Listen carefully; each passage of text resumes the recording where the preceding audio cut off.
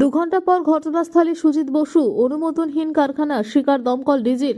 আনন্দপুরের নাজিরাবাদে ভয়াবহ অগ্নিকাণ্ডের 32 ঘন্টা পর মঙ্গলবার ঘটনাস্থলে পৌঁছলেন দমকল মন্ত্রী সুজিত বসু। মোমো তৈরির কারখানা ও ডেকোরেটার্সের গোডাউন সম্পূর্ণ ভস্মীভূত হয়ে গেলেও এখনও একাধিক জায়গায় পকেট ফায়ার জ্বলছে বলে জানিয়েছে দমকল। মঙ্গলবার সকালেও ধ্বংসস্তূপ থেকে ধোঁয়া উঠতে দেখা যায়। ঘটনাস্থল ঘুরে দেখেন দমকল মন্ত্রী। তিনি বলেন, গভীর রাতে আগুন লাগে বিশাল 35,000 স্কোয়ার ফিট এলাকা জুড়ে ছিল দাহ্য পদার্থে ঠাসা এই গোডাউন।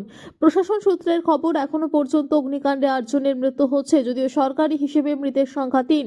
নরেন্দ্রপুর থানায় 10 জনের নিখোঁজ ডায়েরি দায়ের হচ্ছে। নিখোঁজের সংখ্যা আরও বাড়তে পারে বলে আশঙ্কা। দমকলের ডিজি রণবীর কুমার স্পষ্ট জানান, কারখানার কোনো দমকল অনুমোদন বা ফায়ার সেফটি ব্যবস্থা ছিল না। ঘটনায় দমকলের তরফে এফআইআর করা হবে বলেও জানানো হয়েছে। স্থানীয়দের অভিযোগ, ডেকোরেটার্সের অফিসেই কর্মীরা থাকতেন, অথচ বেরোনোর জন্য ছিল মাত্র একটি দরজা। আগুন লাগতেই দরজা বন্ধ হয়ে যায়। পাশের গোডাউন থেকে আগুন ছড়িয়ে পড়ায় বেরিয়ে এসেও শেষ রক্ষা হয়নি বহু কর্মীর। এখনও ধ্বংসস্তূপের নিচে কেউ আটকে আছেন কিনা খতিয়ে দেখা হচ্ছে। নিখোঁজদের মধ্যে শুধু পূর্ব মেদিনীপুর জেলারই অন্তত 13 জন বাসিন্দা রয়েছেন বলে জানা গিয়েছে। প্রিয়জনের খোঁজে রাতভর ঘটনাস্থলে অপেক্ষা পরিজনদের।